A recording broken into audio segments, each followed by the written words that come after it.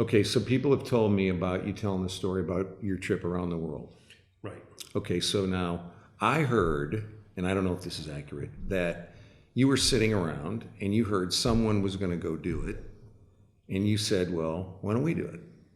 Is it that simple? I mean, what made that? It was almost that simple. So I was reading the Dallas Morning News, August 1st of 1982. I love this. Okay, how old were you then? 23. All right, cool. 23, reading the paper, and I'm in the real estate business, I'm in the oil business. Right. And, back then, the old days, I go to work and there's a slip. Remember those, you used to get slips of paper on your desk? Yes, little pink slips. Little pink slips. I got a pink slip, call your dad. And we were in different buildings. I called him up and he said, you read the paper? I said, yes, sir. He said, did you read about that pilot? I said, yeah. He goes, what do you think? Because Dick Smith was going to be the first man to fly a helicopter around the world. That's what I saw in the paper. He goes, what do you think? I said, Dad, we need to go beat him. Because I'm a helicopter pilot. It's awesome. And I'd already gone to the Arctic Circle and back, and I was flying, and so I'm single. Single helps on these things. Yes, you don't have to get permission. And I just started dating my wife at that time, and I think when I told my future father-in-law what I was doing, it was like Darwin at work. It'll flush this guy out and get him out of here. But from that conversation, how much time August doing it? August 1st, we decided to do it. Took off September 1st. 30 days. Are you kidding? We put the whole team together in 30 days. We were completed. So August 1st into September, 60 days beginning to end. And so as I tell the story, 2/3 of the trip was the ground team. I mean, we had incredible people all over the world that had to get permission for us to land in these different countries. And we were extraordinarily blessed. In areas of the world we should have had bad weather, we had good weather. I mean, it was a fluke we could get around the world in 30 days like we did. And how close were you ahead of it? I mean, on the time frame, did you? Our goal was to get around the world in 30 days. And you did it. And no one thought we could do it. Now, my wife, then girlfriend, she believed in us. Right. And so as I took off from left field, she gave me 30 cards. She said, open a card each day and you'll be home. How cool is that? It's unbelievable. Yeah. Really, really dear. So we thought of the trip because of Dick Smith, and then we executed and we passed Dick Smith within the first week of the trip. And so we were the first to go around the world in a helicopter. Were you by yourself in the helicopter? No, Jay Coburn. Okay. Jay and I did it together, and Jay still works here at Hillwood. And so we're having our 40th anniversary Would dinner. one guy sleep while the other one's flying, or No, we'd be awake, but you do 12, 14 hours a day. And then the helicopter had an 800-mile range, so 2 legs a day. And we'd land, and we'd have a ground team meet us. So you'd hand the helicopter off to mechanics. Somebody'd have a room for us. We'd go in and sleep. They'd have the meals ready. And then we'd go back to the helicopter, do the planning, and take off. Wow. But the ground team was critical. Yeah. Okay, so what'd you learn doing that? Well, I learned to have big ideas. And my father loves big ideas. Yeah. And I love spontaneity too. And it's important. My father loved to have young people around him because he wanted youth.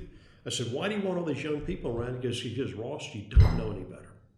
He said, if you get surrounded by a bunch of old guys, they've got too much experience. They don't have the vision and the passion. You've got to get these wild ideas. Totally so my agree. father always wanted young people with crazy ideas. And I'd tell people, if you're going to go see my dad, you better not talk to him about a basic deal. Right. If you go in and say, look, this is a deal and the internal rate of return is 20% and there's return on capital, he'd say, okay, great, y'all go do that. But if it was big, then you get engaged. Yeah. And so it was that big, impactful idea is what I learned. And so when you go around the world, when you think about building an airport, it's like, oh yeah, we can do that. In our culture is one of optimism. Right. And we really do believe that if you rally the right team, we can get these very difficult projects done. No one thought we could get the American Airlines Center done. No. Everyone said the citizens of Dallas will never vote for that project. Remember how negative it was? Yes. We lost the Cowboys. We lost the Rangers. Yes. But it's like, Ron Kirk. Yes. If it wasn't for Ron Kirk, Ron was a stud. that arena wouldn't be there. It Totally was Ron Kirk and John Ware. Yep. Those two got that arena done in Dallas, but out of 125,000 votes, We just won by 1,642.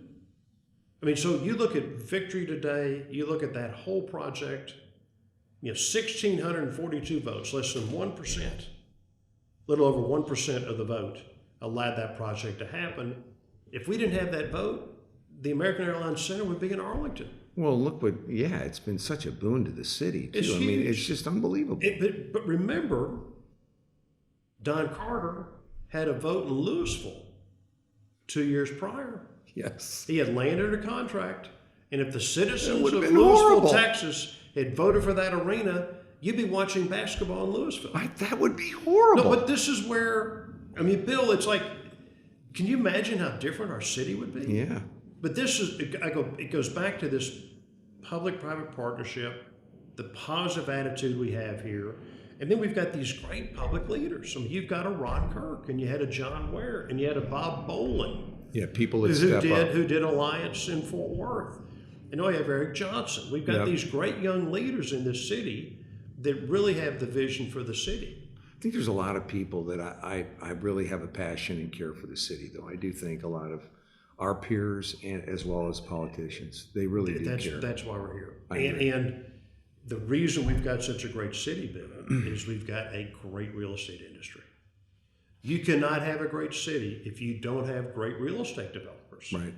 Because we're the ones with the dreams and the vision that risk huge amounts of money to build these projects. And there are a lot of cities, they don't have good developers. Yeah. Or the spirit has been killed, and you don't have that attitude to take a big risk. But we still have it here. Or a pro-growth city attitude either, Right. right? At least Dallas embraces growth. It's fun when you see someone wanting to come here. Everybody's trying to convince them to come, where a lot of cities are saying, don't come. We're working a big deal in Dallas now. And our client, I was with the client today at noon, and the client just came from seeing the mayor, and he's not a Dallas guy. Yeah. And he said, your mayor's unbelievable. He said, your mayor, and these are major clients. He said, your mayor's unbelievable. He wants us here. He's going to help us get the project done. Right. Well, They feel welcome. but it's that attitude, Bill. Totally. And then all this business we're taking from California now, I'd ask these major clients, I said, when you leave the cities, I mean, did the mayor call? I said, no, mayor never called. I said, the governor called? I said, no, governor never called. Elon Musk, they told him to go ahead and leave. Elon, It's crazy. Elon's the one that we all focus on. Right. But let's go back to COVID. COVID really showed a difference between the states. Big time. You had shutdown states and you had free states. Yep. And the people are leaving the shutdown states. They are. And Elon Musk is the example. And so we have all these factories from California that want to move into Alliance. And I said, and it used to be taxes, regulation, go through all that. I said, look, the main thing today is we never shut down. If your factory had been in Texas, you never would have been shut down. Yep. But in California, factories are shut down for months. And so that very simple concept, it's so black and white, we now lead with, you're open if you're here. Right. Okay, so I'm going to divert again. Bering Sea refueling. I've heard this. Oh, you want to go back to the helicopter? Yes. Was that with the helicopter? The Bering?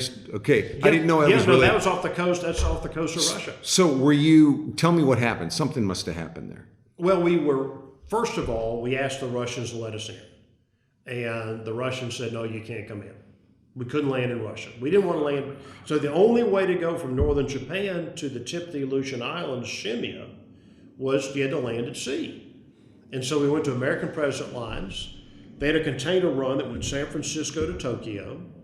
And we said, look, can we put a helipad on the bow and land and refuel on your container ship? And they said, well, yeah, you can do that. So we had to put a helipad on the bow.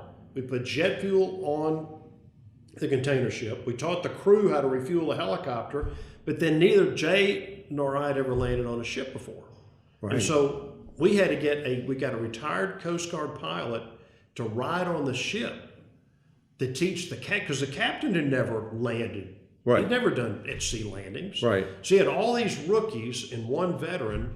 And when we took off, we were at the edge of Typhoon Ken.